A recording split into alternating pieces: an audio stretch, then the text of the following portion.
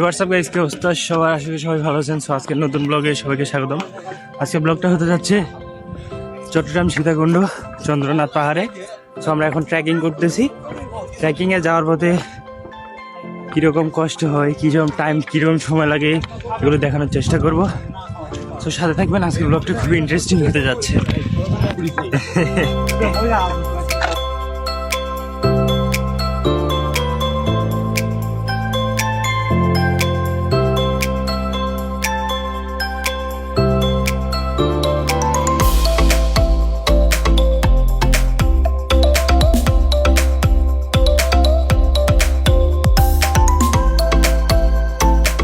তো আমরা এখন সবে উঠতেছি, প্রথম গেটে আছি এখন। এখান থেকে আমাদের উঠতে হবে ওইখানে। আমরা এখন এখানে আছি, এখান থেকে আমাদের ওই পাহাড়ে উঠতে হবে। ওখান থেকে আরো উপরে উঠতে হবে। আপাতত আমাদের ডেস্টিনেশন এই পাহাড়।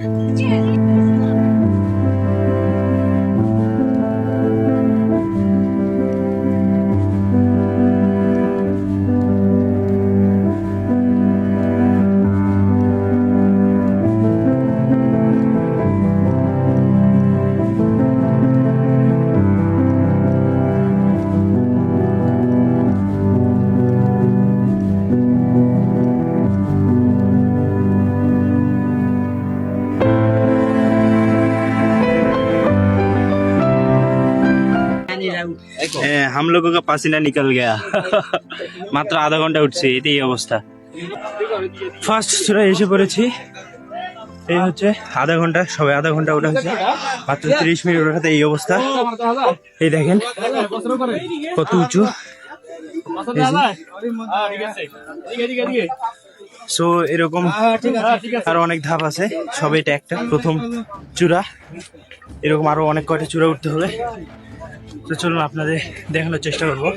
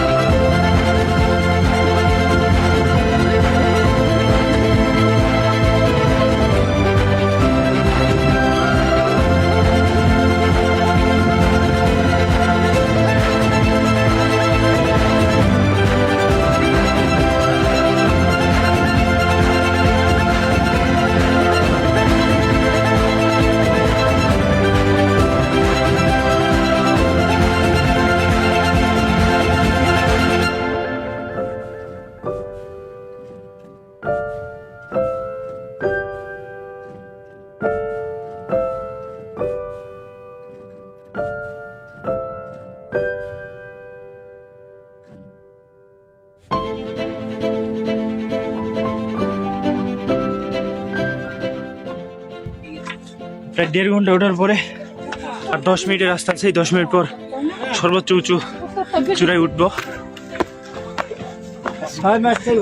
এই শেষের যেটা, এটা অনেকটা খাড়া, এখানে প্রচুর কষ্ট হচ্ছে।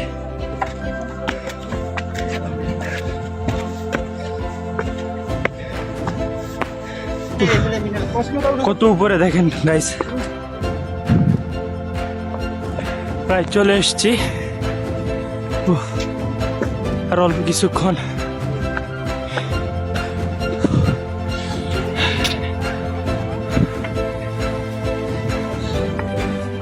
ফাইনালি উপরে চলে আসছি। সর্বোচ্চ উঁচু পাহাড় সীতাকুণ্ড চন্দ্রনাথ পাহাড়। এটা একটা বিষয় অনেক গাইস, এখানে অনেক পরিমাণে মন্দির আছে, অসংখ্য মন্দির। আর আজকে হিন্দু ধর্ম মতে আজকে কোনো একটা প্রোগ্রাম বা কোনো দিন পড়ছে, যার কারণে আজকে প্রতিটা মন্দিরে হিন্দু পর্যটক বেশি এবং মানুষ অনেক বেশি, ভিড়ও প্রচুর এখানে। আজকে সচরাচর এরকম ভিড় থাকে না, আজকে দেখতেছি প্রচুর ভিড়।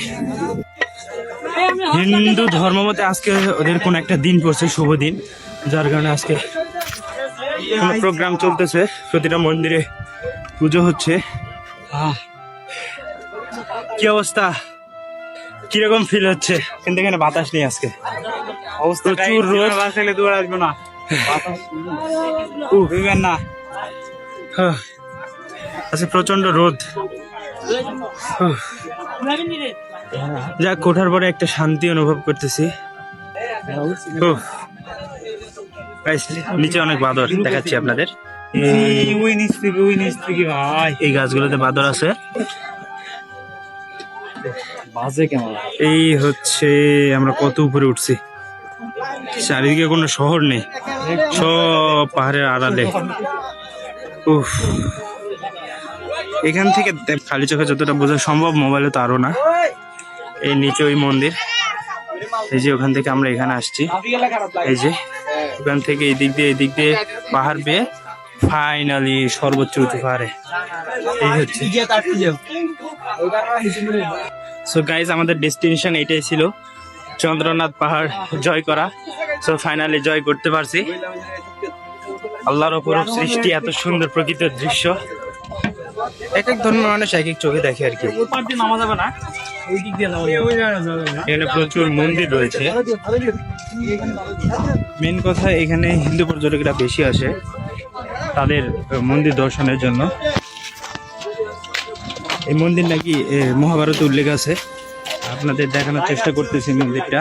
এই যে আমার পিছনে যে এটা হলো সেই মন্দিরটা, এই হচ্ছে সেই মন্দির। আমাদের খাবার চলে এসেছে নাকি, আনারস। ও, মন্দির থেকে একটু নেমে একটা বটগাছের ছাউনি আছে, এখানে প্রচন্ড বাতাস, শান্তি। এখান থেকে সরাসরি গাড়ি পাওয়া যায়। তো গাইস, আমরা পৌঁছে গেছি চন্দ্রনাথ পাহাড়ের সর্বোচ্চ পাহাড়ে। সেখান থেকে নেমে গেছি, একটা বটগাছের ছাউনি আছে, এখান থেকে আমরা এখানে যে সিঁড়িগুলো আছে এগুলো দিয়ে পাশের রাস্তা আছে, এটা দিয়ে ইকো পার্কে যাওয়া যায় সরাসরি। সো ইকো পার্কে এখান থেকে সরাসরি যাওয়া যাবে, এদিক দিয়ে নেমে যাবো। তো আজকের ডেস্টিনেশন এখানে ছিল, আমরা এটা চন্দ্রনাথ পাহাড় জয় করেছি। আজকে এই পর্যন্তই, এরপরে ইকো পার্কে দেখা হবে গেলে। তো গাইস, আমরা এখন এখান থেকে ইকো পার্কে যাবো। চন্দ্রনাথ পাহাড়ের ডেস্টিনেশন শেষ। এখান থেকে এই রাস্তা ধরে প্রায় কত কিলোমিটার দেখালো, প্রায় 2.5 কিলোমিটার রাস্তা এখন হেঁটে যাবো ইকো পার্কে। ওখানে ইকো পার্কে ঢুকতে আবার 50 টাকার টিকিট নেবে, তো ওখানে যাই দেখা হবে। সো গাইস, আমরা চন্দ্রনাথ পাহাড় ট্রেকিং করে শেষ করে রেস্ট নেওয়ার পরে এই রাস্তা ধরছি, এটা নামা রাস্তা। এই রাস্তা দিয়ে সরাসরি ইকো পার্কে যাওয়া যায়, যদিও এখান থেকে এই রাস্তার শেষ মাথায় যায় 50 টাকার টিকিট নেয় জনপ্রতি। সো চন্দ্রনাথ পাহাড়ের পরে এবারে আমাদের ডেস্টিনেশন ইকো পার্ক। আচ্ছা, সুপ্তধারা আর সহস্রধারা দুইটা ঝর্ণা আছে, ওগুলো দেখানোর চেষ্টা করব। শুধু এগুলো না, পার্কের মধ্যে আরো অনেক সুন্দর সুন্দর ভিউ আছে পাহাড়ের, ওগুলোও দেখানোর চেষ্টা করব। সো চলুন, এইটা যেহেতু নাম্বার আসতে অতটা কষ্ট হবে না। So let's go guys.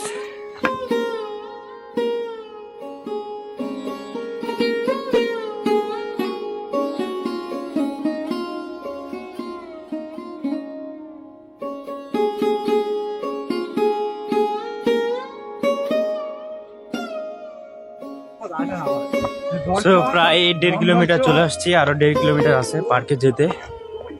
যাই বলেন, এই রাস্তাটা শুনশান হলেও দেখতে অনেকটা সুন্দর।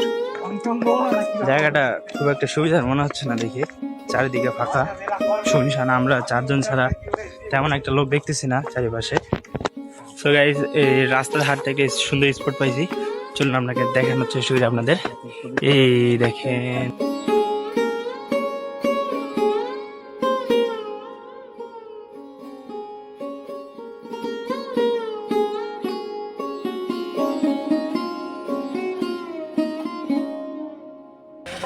সো ফাইনালি ইকো পার্কের কাছাকাছি চলে এসেছি। পর্যাপ্ত পরিমাণ পানি নেই, হ্যাঁ পানি শেষ হয়ে গেছে আমাদের। এই যে সার্ভাইভ করতে পারতেছে না, বোঝা গেলে এটা সবচেয়ে বড় টেনশনের বিষয়। মাত্র 4 জন আসছে, মাত্র 2 লিটার পানি আনছে, সব শেষ হয়ে গেছে ওখানেই, কারণ গলা শুকায় যাচ্ছে, পানি নাই। ট্রেকিং করতেছি, এই যে সবার গলা শুকাই গেছে, পানি কারো কাছে নাই।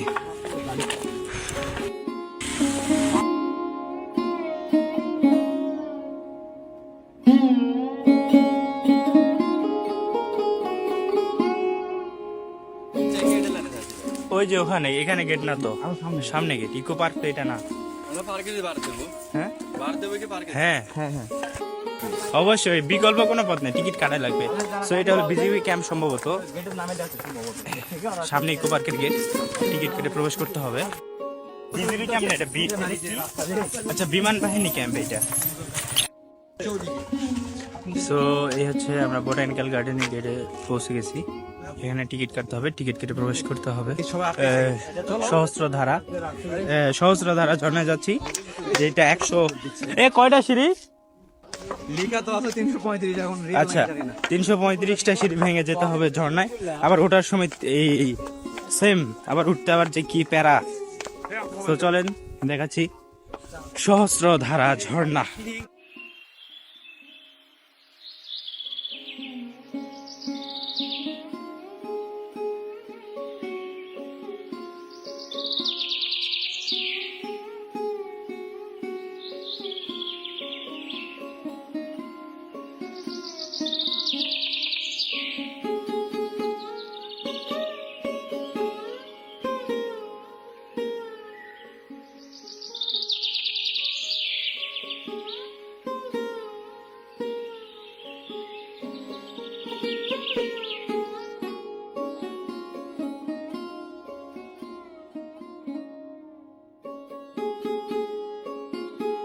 এখন সুক্তধারা ঝর্ণাতে যাচ্ছি। সুক্তধারা ঝর্ণাতে যাইতেও সিঁড়ি ভাঙতে হয়, আবার এখান থেকে উঠতে হবে। উফ, জিনিস দেখায় দেখেন, এখানে বিভিন্ন আজব আজব ইয়ে আছে, গাছ আছে, যেগুলো আমি জীবনে কোনোদিন নামও শুনি। এই দেখেন, এই গাছটার নাম হলো তেলসুর। তারপরে ওই পাশে আরেকটা গাছ আছে, ওই যে এটা কি নাম বোঝা যাচ্ছে না, দেখাচ্ছি। আচ্ছা এটা বকুল গাছ। তারপরে এইদিকে এটাও ঝাউ গাছ, এটা চেনা। এই যে একটা গাছ, এই গর্জন, গাছের নাম গর্জন। তারপরে ওই পাশে দেখেন, এটা হলো চম্পা গাছ, এই গাছটার নাম চম্পা। এই গাছটার নাম দেখেন, এটা হলো গাছের নাম হলো কম, এই লম্বা শুরু হয়ে উঠে গেছে, এই গাছের নাম হলো কম। আজব গাছ, পাহাড়ি এলাকায় আজব অনেক ধরনের আরো গাছ আছে। এই যেমন এটার নাম, এটা কি ধারমারা, এই গাছের নাম ধারমারা। এই পাশে আছে এটা কি, আচ্ছা কুরচি। তারপরে এখানে হলো এটা কি ধারাচূড়া, আরো আছে এখানে যে এই যে একটা জিওল ভাতি। এই পাশে আরো অনেক ধরনের গাছ আছে, সব দেখানো তো সম্ভব না।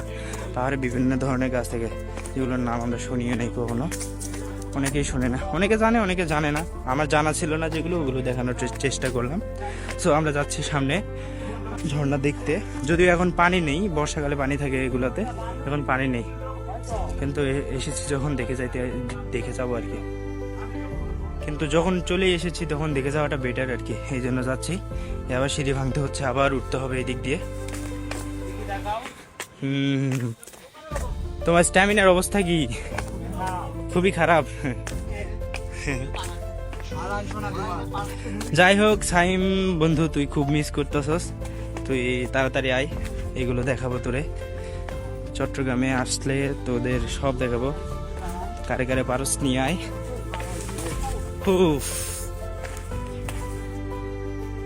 কি জায়গায় আসছি দেখেন, এই খাতটা দেখছেন, কারো পা, এই পা যদি পিছলে যদি পড়ে যায় তাকে আর নিতে হবে না। এই দেখেন একবারে নিচে, কারণ ক্যামেরা কতটুকু বোঝা যাচ্ছে বলতে পারতেছি না, এটা অনেকটা নিচা, অনেকটা, এই যে অনেকটা নিচা, একবারে খাড়া নেমে গেছে, এখানে আটকানোর কোনো পসিবিলিটি নাই। এই যে যাই হোক, কষ্ট হলেও ঘুরতে আসাটা সার্থক। এত সুন্দর প্রকৃতির দৃশ্য দেখতে পাওয়াটা ভাগ্যের ব্যাপার। গাইস আমরা এখন যাচ্ছি সুক্তধারা ঝর্ণা দেখতে, ওখানে নাকি পানি আছে, চলুন দেখা যাক কেমন পানি আছে, দেখানোর ট্রাই করব। যদি এখন বর্ষাকাল না, বর্ষাকাল হলে পানি হইতো, এখন তো পানি হওয়ার কথা না। তো কয়েকজন যাওয়ার পথে বলল যে ঝর্ণার উপরে লেন্থে নাকি পানি আছে, তো চলুন দেখি কীরকম পানি আছে, দেখানোর ট্রাই করব। সহস্র ঝর্ণা যেটা ছিল তার থেকে দ্বিগুণ ভালো এই সুপ্তধারা ঝর্ণা। এখানে এখনো যাই নাই, যাইতে এখানে দেখে বুঝতেছি কেমন পরিবেশ। সো ঝর্ণাটা কত সুন্দর হয় সে আশায় যাচ্ছি, এত কষ্ট করে আশাটা যেন বৃথা না হয়।